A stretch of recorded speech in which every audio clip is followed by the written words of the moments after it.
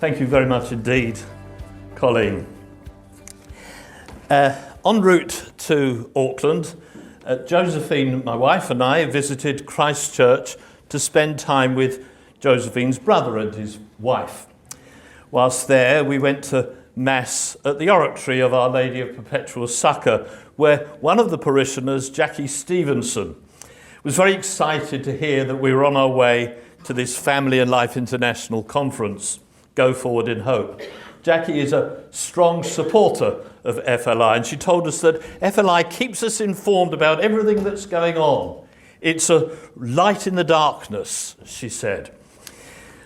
Colin Baer, the executive director, frequently speaks about the work of FLI, as it were, laying the foundations on which future generations will build. And that prophetic vision of the organisation is spelled out in crystal clear fashion in the leading article in the spring 2022 Family Life magazine of FLI, headlined, "We're called to stand firm in the truth," written by Michelle Kaufman, Family Life International's communications director. Michelle writes how at the age of 14 she made a promise never to stop fighting for the babies and of her distinct understanding of the evil of abortion.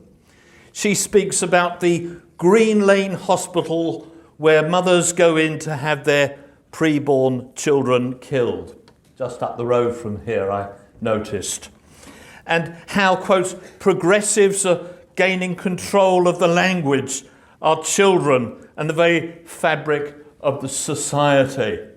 All issues covered in the Spring FLI 2022 edition, as Dr. Morse mentioned. Interestingly, in my view, citing Pope John Paul II's encyclical, The Gospel of Life, Michelle Kaufman writes, and I quote, "More importantly, we must continually strive to change ourselves, to become closer, to become more united with God, and to automatically see the dignity of every human person." In short, Michelle writes, the Pope reminds us of our calling to become saints. 2 pages further on in the magazine, Father Linus Clovis, Family Life's international director and chairman, calls on pro-life people to exorcise pro-death demons.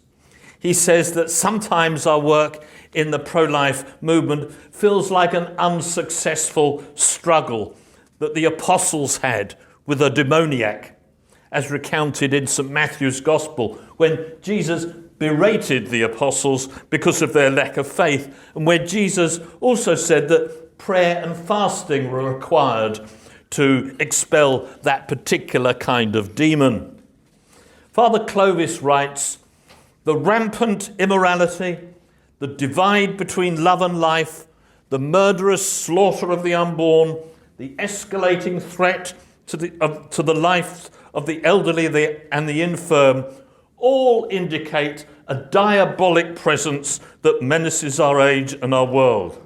And Father Clovis calls on supporters of Family Life International to put aside unbelief and embrace prayer and fasting in accordance with Our Lady's instructions to the 3 little children of Fatima, along with the daily rosary and carrying out the 5 first Saturdays devotion for the triumph of the Immaculate Heart of Mary. 50 years ago, when I began working in the pro-life movement, and for 49 years I've worked for the Society for the Protection of Unborn Children as a volunteer, then as General Secretary, then as Chief Executive, and then as volunteer. In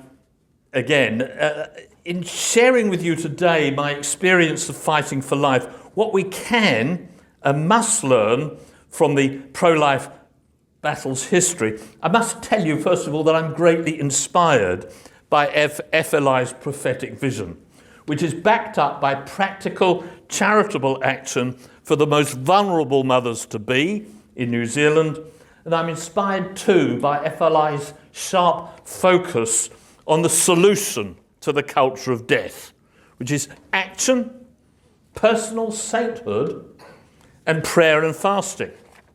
Now, if you think this is strange language from the recently retired chief executive of a secular pro-life educational and political organisation in the UK, allow me to share with you the contents of a letter written by Alan Smith, the co-founder of the Society for the Protection of Unborn Children, on the 16th of July 1967. He was writing to his fellow co-founder, Elspeth Rees-Williams, 2 days after the British Parliament passed the third reading of the Abortion Act on the 14th of July 1967. Referring to the storming of the Bastille, a defining moment in the French Revolution, Alan Smith said, and I quote, "Is it a coincidence that the House of Commons passed the third reading on the 14th of July? As you, Elspeth, have observed before, the British establishment is losing faith in itself in the same manner as the Ancien Régime. We must realise," he said, "that in the struggle against the enemy, we are no longer the establishment. We've lost control of the media of communications. Faith can give us an indifference to success or failure in this world, but we must always continue to fight," he said. "Rather than to go meekly in the tumbrils to the guillotine, it will be preferable to die fighting at the barricades." In the conclusion of his letter to his SPUC co-founder of over half a century ago, Alan Smith makes a striking prophecy, which in my opinion correctly expresses the scale of the challenge facing the pro-life movement.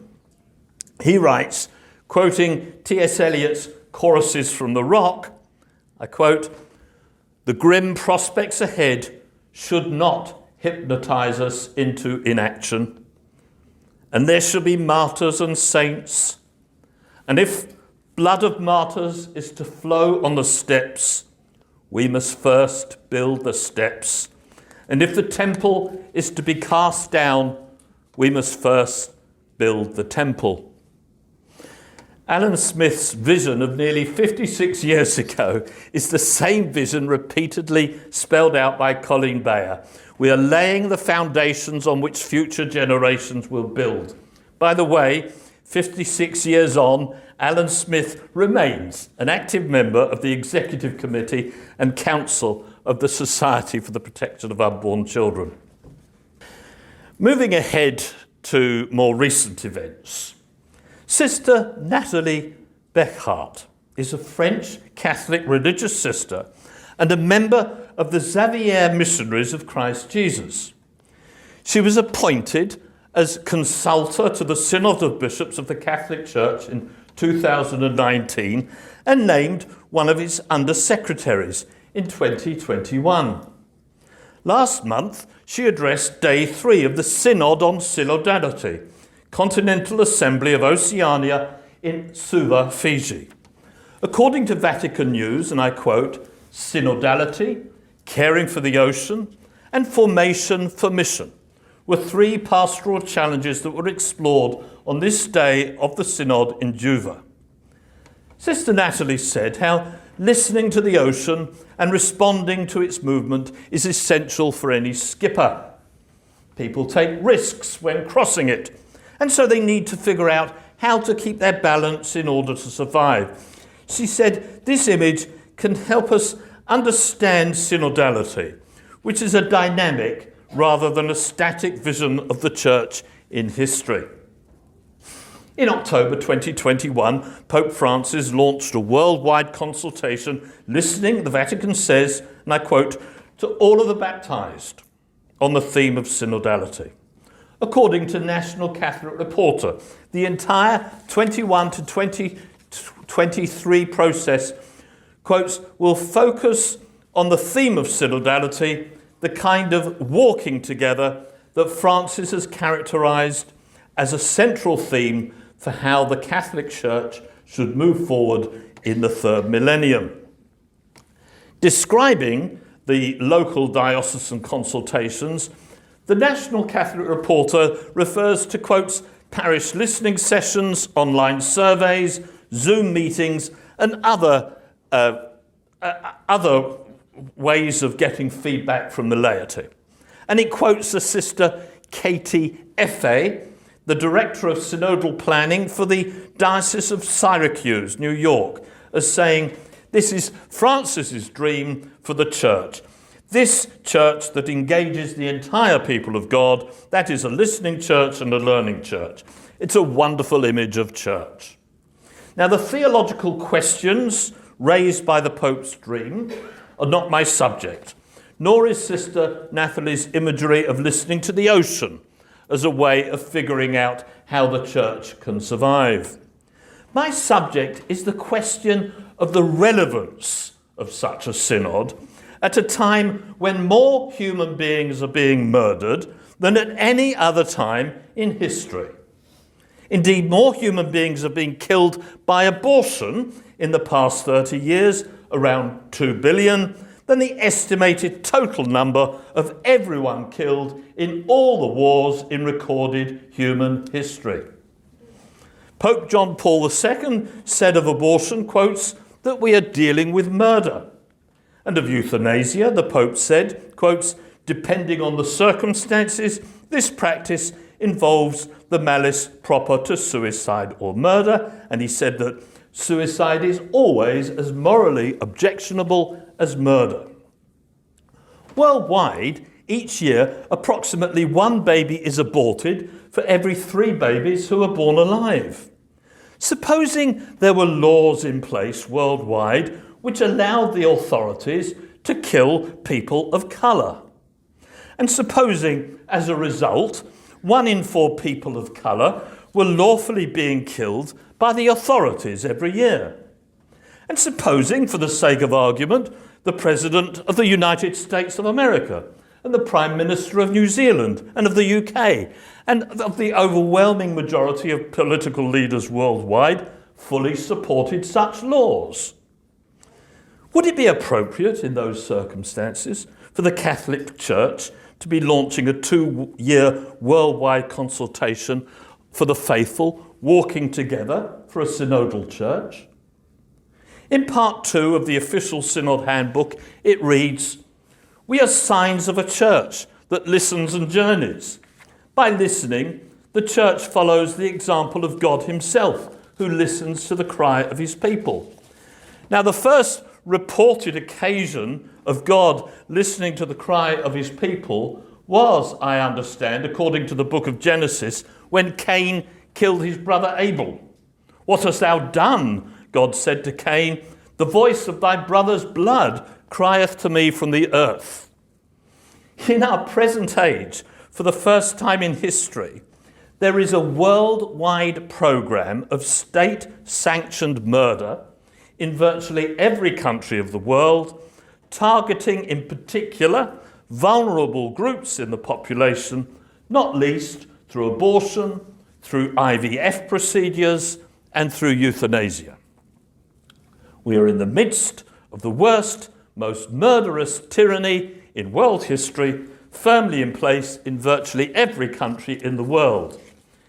In response to the Synod on Synodality, today is not the time for God's people to appeal for greater synodality in the church. Now is the time for the baptized to appeal to their sacred pastors to hear the cries of around 2 billion children killed over the past 30 years with the approval of national legislatures and political leaders worldwide. With reverence, we must appeal to our sacred pastors to hear our cries for the innocent.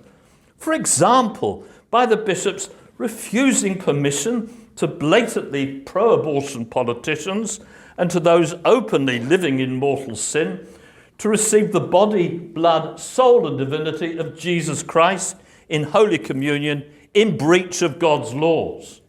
Just as I am sure politicians who favoured the killing of people of colour would be rightly refused permission to receive Holy Communion. Nearly 60 years ago, when the pro-life movement began to be formed in different parts of the world, a huge strategic error was made to keep the Catholic Church out of the pro-life movement. The Society for the Protection of Unborn Children, SPUC, in the UK was the first pro-life campaigning group to be established anywhere in the world, but when it was being formed in late 1966, early 1967, it was decided by the SPUC Executive Committee to keep Catholics out of the front line of abortion, in the battle against abortion. Thus, there were no Catholics present at the formal launch meeting held at the Wig and Pen Club in the Strand in London on the 11th of January 1967. This was a deliberate move on the part of the newly formed society, as the minutes of the Executive Committee of SPUC confirm, and I quote, "If one Catholic were to join, the SPUC Executive Committee minutes state, quotes, the society would be labelled a front organisation for the Church of Rome." However, within a few years, both the society, beginning at the local level, as well as the pro-life movement generally throughout the world, had become a movement comprised overwhelmingly of Catholics, and that remains the case in 2023. Catholics joining SPUC and other pro-life groups was a spontaneous movement of the people. It was both an essential and prophetic development, pointing to the reality that the pro-life movement is part of a much wider and deeper historic crusade for the restoration of Christian civilization, a reality to which Father Palman was pointing in his address to the conference last night. There is no way the pro-life movement can bring about the paradigm shift needed to defeat abortion without church leadership. Tragically, truly tragically, keeping Catholics out of the front line against abortion was also a policy adopted by Cardinal Heenan, the Archbishop of Westminster from 1963 to 1975 and Catholic Primate of England and Wales at the time of the passage of the Abortion Act. In 2020, I met a retired doctor, Dr. Stephen Brennan, who was attending an SPUC meeting at which I was speaking in Newcastle upon Tyne in the northeast of England, and we spoke about the Cardinal. Afterwards, he sent me the following email message. "Dear John, thank you and your team for a great day, encouraging as always. That little historical story I told you was as follows. As a medical student in London, our University Catholic chaplain, Father Bruce Kent, he left the priesthood later, as you'll know, took about 20 of us medical students to see Cardinal Heenan one Saturday morning in 1965 or 66, he said, before the Act. We got a nice glass of sherry. We didn't say much, but listened. The main 2 points the Cardinal made were, one, it would probably be best as Catholics not to make too much of a fuss, as this would likely increase the support for the David Steele abortion bill.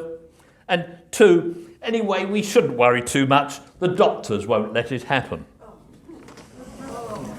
Now, it was a huge strategic error on the part of SPUC and Cardinal Heenan to downplay Catholic opposition to David Steele's abortion bill. The third reading of the bill on the 14th of July 1967 was passed by 163 votes in favour to 87 against. 380 MPs failed to vote out of the 630 MPs elected to Parliament at that time.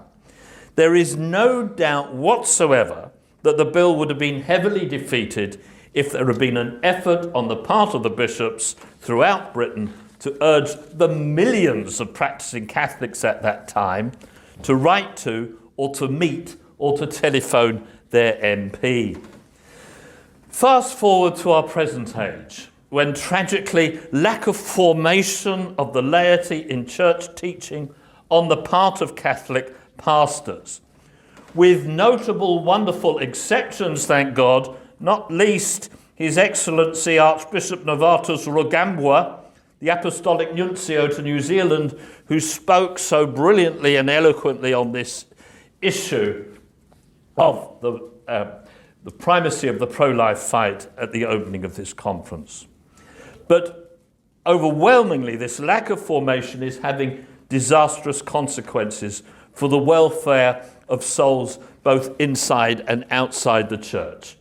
It's resulting, for example, in the concept of intrinsic evil simply not being understood by the people of God. In September 2021, in San Marino, a country in which 97% of the population profess the Catholic faith, 77.28% of the voters said yes to legalizing abortion up to birth. Another example is the Republic of Ireland, where 84.2% of Irish people describe themselves as Catholics in the 2011 census. In a referendum on the 7th of September 1983, the efforts of ordinary Irish citizens resulted in the 8th Amendment of the Irish Constitution, which was signed into law a month later. It famously declared, and I quote, "The state acknowledges the right to life of the unborn, and with due regard to the equal right to life of the mother, guarantees in its laws to respect, and as far as practicable, by its laws to defend and vindicate that right." 66.4% of Irish citizens who participated in the referendum voted to defend babies' lives before birth without exception. Phyllis Bowman, my predecessor as CEO of the Society for the Protection of Unborn Children, was a key figure and leading voice calling for the referendum and arguing and campaigning with the Society for a yes vote. It proved to be a brilliant counter-revolutionary move, which saved the lives of at least 100,000 babies. It was one of the most important successful developments in pro-life history, in which I'm proud to say SPUC played a significant role. Following the 1983 referendum, the Irish bishops remained overwhelmingly silent on abortion, whilst the pro-abortion lobby worked hard in encouraging Irish women to travel to Britain for abortions. Blatantly unrepentant pro-abortion politicians in Ireland were permitted by bishops to receive our Lord Jesus Christ in Holy Communion. And in 1992 and 2002, disastrous statements from Catholic bishops encouraged Irish voters to vote yes in referendums seeking to permit abortion in particular circumstances. By the grace of God and a good bit of campaigning, a majority of Irish citizens rejected the bishop's advice on those occasions. In 2018, however, 2/3 of Irish citizens voted for repealing the 8th Amendment. 35 years of malformation of Catholic consciences on the part of the Irish bishops had done its damage and resulted in yet another abortion referendum which reversed the 1983 decision, and much worse than that. On 25th of May 2018, Irish unborn children were stripped of their dignity and protections by a huge majority of the adult voting population, with 66.9% in favour of killing the unborn and only 33.1% against, almost the exact reversal of the result 35 years earlier. And incidentally, 94% of young people between 18 and 24 voted to remove protection for the unborn. Of course, there's a terrifying paradox here. Never before has the world needed the authority of the church, founded by Christ, so much to save it from complete disaster. And yet never before has the church founded by Christ appeared to be less visible. The hungry sheep look up and are not fed in the overwhelming majority of our home diocese or by the Vatican authorities. If I have one prayer only since I retired as Chief Executive of the Society for the Protection of Unborn Children, it's that by the grace of God and through the Immaculate Heart of Mary, there will be a miraculous transformation of bishops throughout the world which will set the pro-life movement on fire. Now, I just want to say that last year the American pro-life movement achieved something which was magnificent to the point of being miraculous. The significance of the US Supreme Court's judgment to reverse their decision on Roe v. Wade is the fact that, amongst other things, ordinary US citizens who are completely outside the establishment toppled the false god of choice, a god worshipped by the pro-abortion elite which runs virtually all the main institutions in the country. Whilst Donald Trump's admirable appointment of 3 morally upright justices proved decisive in last year's historic triumph, the Supreme Court's decision was principally the result of half a century of relentless work by the pro-life movement to overturn the infamous 1973 ruling, which redefined abortion as a woman's right and cost the lives of over 63 million unborn children. Electing presidents who were committed to appointing pro-life justices was the top priority of every American pro-lifer I ever met over the past 50 years. In their dedication to achieve this honourable goal, which has the potential of saving millions of human lives, ordinary American citizens embarked with a loving perseverance on countless first-class educational programs, as well as intelligent, well-balanced lobbying and courageous and peaceful and prayerful witness to the sanctity of human life. The achievement of the US pro-life movement is all the more remarkable because it was accomplished virtually alone, without the support of most of the hierarchy of the Catholic Church. Instead, Catholic bishops in the US were permitting pro-abortion politicians, as well as those who support same-sex marriage, to receive Holy Communion in breach of God's laws. But at this point, as you might guess, I respectfully voice a friendly warning. As the USA's abortion battle moves from the Supreme Court to the 50 states and to Washington, D.C., and I'm grateful in this respect of a conversation I had with Dr. Morse earlier on in the conference, despite the overturning of Roe v. Wade, as long as the Catholic bishops and their officials in the Catholic Church continue to treat unborn children as second-class citizens, there's a real danger that the gains of the great judgment last year will be once again reversed.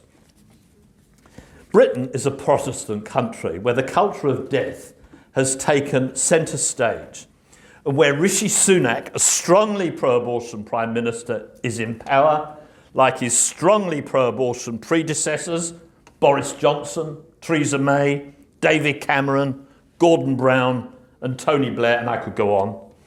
I believe that even in Protestant Britain, if we had one good bishop proclaiming the truth about human sexuality, if we had one good bishop preaching and urging teachers and parents to train young people in the virtue of chastity, teaching people about the cruelty and injustice of abortion, I believe that that one good bishop could do more in 50 days to end abortion than I have done in 50 years. Jesus Christ astonished people because he spoke with power. And he passed on that gift to the apostles and to the bishops of our day, the successors of the apostles. 80 years ago, the church had a bishop whose courage in opposing the threat of the terrifying new world order posed by Nazi Germany needs to be emulated by church leaders today. Cardinal von Galen won the approval of the world with his denunciations of the euthanasia program in Nazi Germany, such as the sermon he preached as a bishop in St. Lambert's Church, Munster, on the 3rd of August 1941, in which he said, and I quote, "Woe to humanity, woe to our German people, if the holy commandment of God, thou shalt not kill, which the Lord gave on Sinai amid thunder and lightning, which God the Creator wrote into the conscience of man from the beginning, is not only broken, but if this breach is tolerated and taken up as a regular practice without punishment," unquote. In his book, The Lion of Munster, which I recommend, Daniel Utrecht of the Toronto Oratory writes, quotes, "Not only was his sermon secretly copied and spread throughout Germany and to soldiers on the front, the courage of Bishop Clemens August von Galen, of which the people of his diocese were well aware, soon became known throughout the country and indeed throughout the world. Eventually, the sermons came into the hands of the British, who printed them in leaflets in their tens of thousands and dropped them from airplanes all over Germany and read them in radio broadcasts transmitted to Germany. When the Americans came into the war, they too looked on von Galen as a hero. Now, a different kind of supreme courage is needed by bishops today in upholding the fifth commandment. They are not likely to be treated as heroes for doing so. They're more likely to be denounced by the British and American authorities and mass media as the enemies of so-called fundamental rights and human freedom by speaking out against abortion and euthanasia killings. This is a different kind of tyranny from the Nazi and communist tyrannies which aroused such fear and loathing throughout the world. This is a world order in which the state has conferred the mastery to ordinary citizens so that it's fragmented and diffused around the world, firstly with the contraceptive pill and now with the abortion pill. And in the past few years, in abortion referendums in San Marino in the Republic of Ireland.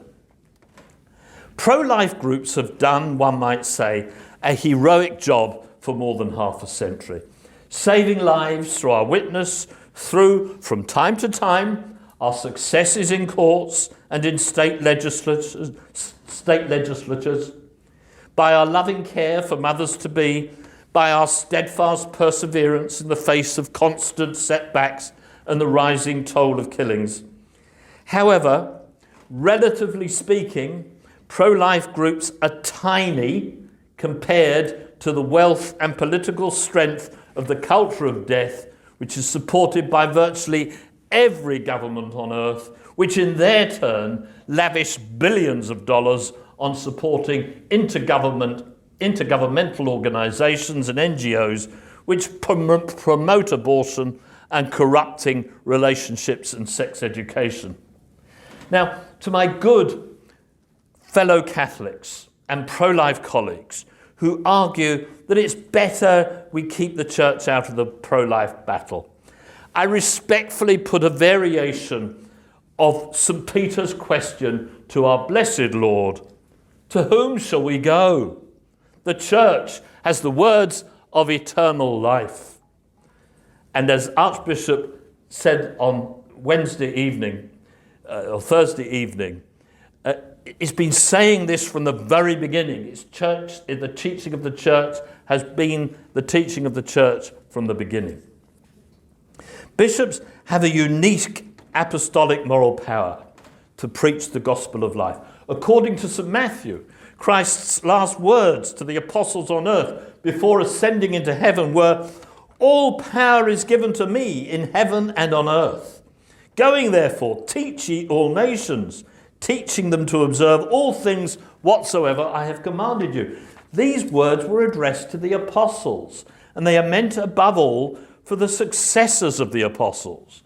Bishops have a charism bestowed on them by Jesus Christ just before his ascension. That's why Pope John Paul II emphasised in Evangelium Vitae, and I quote, "Bishops are the first ones called to be untiring preachers of the gospel of life," unquote. Because when they speak the gospel truth in love, their words reverberate with authority, both in the hearts of the faithful and in the hearts of people who do not know Christ, just as Christ's words did. As St. Mark said of the Jews in Capharnaum, and they were astonished at his doctrine, for he was teaching them as one having authority, and not as the scribes. Catholic bishops, therefore, must, we pray, use their God-given power, which they received as successors of the apostles, to explain to souls in their charge the infallible teaching of the Church on the sanctity of human life, and how that teaching finds overwhelming support in medico-scientific and other academic research. Such episcopal teaching must cover, for example, the scientific evidence that human life begins at conception, the false arguments employed by many scientists and politicians to justify destructive research on human embryos. Bishops must explain why in vitro fertilization, IVF, is never ethically justified, and the injustice each year to around 5 million human embryos created who are frozen, discarded, or used in destructive human embryonic research in order to enable 500,000 children conceived to be born alive. Catholic bishops must call on health professionals to oppose abortion, euthanasia, and other such evils by conscientious objection in accordance with Catholic teaching. The bishops must show Christ's love by warning families about the pressures brought to bear by national health services on mothers and fathers-to-be around the world through antenatal screening programs, which seek to detect and destroy children with disability. Bishops must explain the prophetic truth of Catholic teaching on the inseparability of the procreative and unitive ends of marriage. They must draw on the empirical evidence which shows that one of the greatest catalysts of the spread of abortion has been the abandonment of the natural law relating to human sexuality and sexual ethics, which was so clearly spelled out for us by Dr. Morse in the last lecture. The bishops could draw, for example, from the work of Mary Eberstadt, research fellow at the Hoover Institution. In her book, Adam and Eve After the Pill, Paradoxes of the Sexual Revolution, she describes the central teaching of Pope Paul VI's encyclical Humani Vitae on the regulation of birth as, and I quote, perhaps the most unfashionable, unwanted, and ubiquitously deplored moral teaching on earth. She then goes on to show that the teaching enshrined in Humani Vitae is, in fact, and I quote, the most thoroughly vindicated moral teaching on earth by the accumulation of secular, empirical, post-revolutionary fact. I want now to make a brief appeal to my colleagues, pro-life activists and pro-life and pro-family Catholic activists throughout the world. I appeal to you in this time of unprecedented moral darkness, we who fought for decades to defend the innocent, we have a special responsibility to maintain a correct ethical vision, a sense of proportion and well-ordered priorities.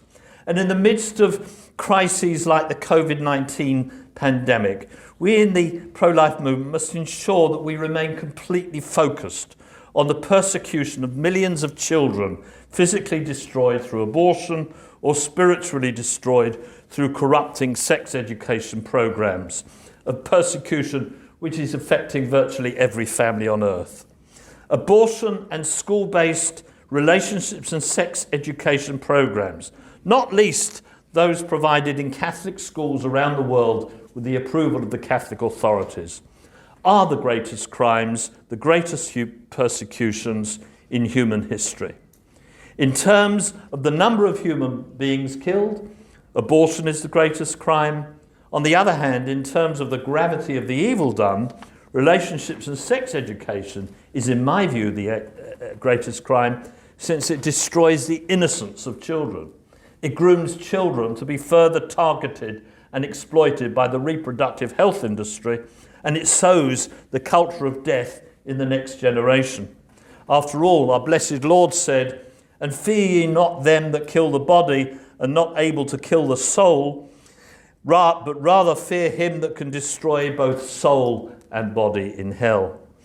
There is no other crime against humanity which so justly earns these words of our blessed Lord, "But he that shall scandalize one of these little ones that believe in me, it were better for him that a millstone should be hanged about his neck, and that he should be drowned in the depth of the sea."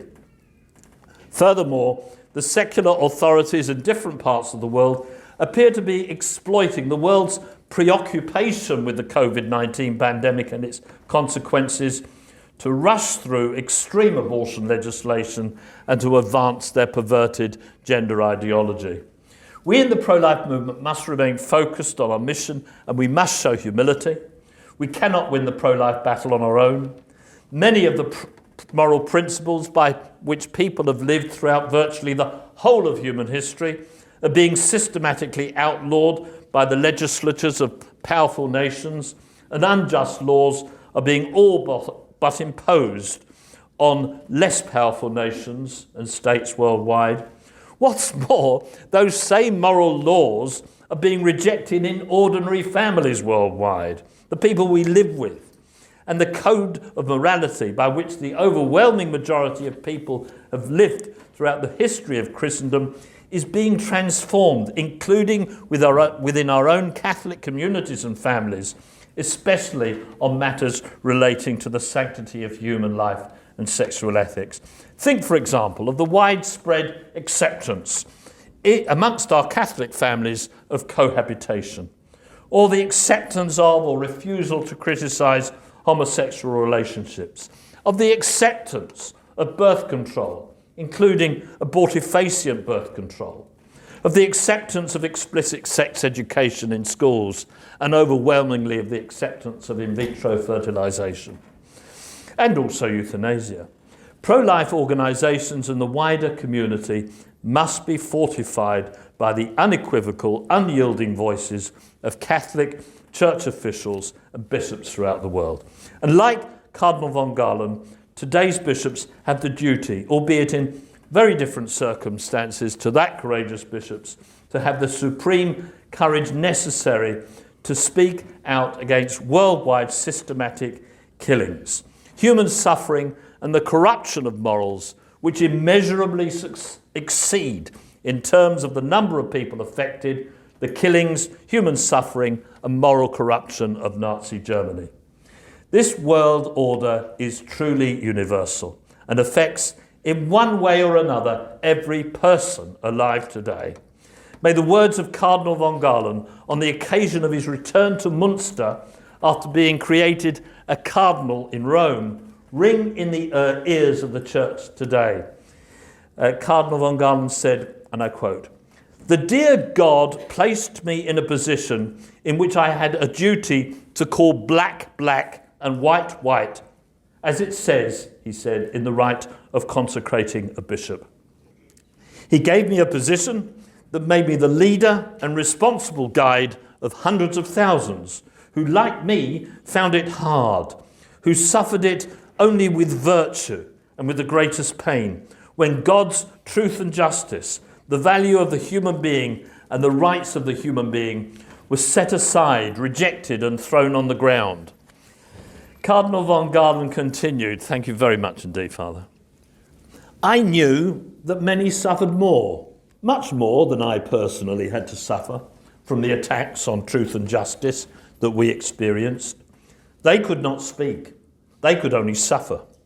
It may be," the Cardinal said, "in God's sight, in which suffering has more value than action and words, it may be that despite their suffering, even many of those standing here have truly merited much more in the holy eyes of God, because they have suffered more than I have. But it was my right and duty to speak, and I spoke for you. I conclude, this is not the time for a synod devoting itself to listening to the cries of the children of God for greater synodality in the church. Instead, it's a time for church leaders to call on God's people to emulate the example of the Hebrew midwives. In the book of Exodus we read, "And the king of Egypt spoke to the midwives of the Hebrews. When you shall do," he commanded them, "when you shall do the office of midwives to the Hebrew women, and the time of delivery is come, if it be a man-child, kill it. If it be a woman, keep it alive." But the midwives feared God and did not do as the king of Egypt had commanded, but saved the men children. In this, the most murderous age the world has ever experienced, Catholics must respond to Our Lady's call to the children of Fatima to pray and to fast, to keep the 5 first Saturdays devotion for the triumph of the Immaculate Heart of Mary. And the pro-life movement must cry out for Catholic pastors to teach the faithful and all men and women of goodwill, like the Hebrew midwives, to fear God and to resist with the courage of martyrs the bodily and spiritual destruction of the innocent taking place in virtually every country on earth.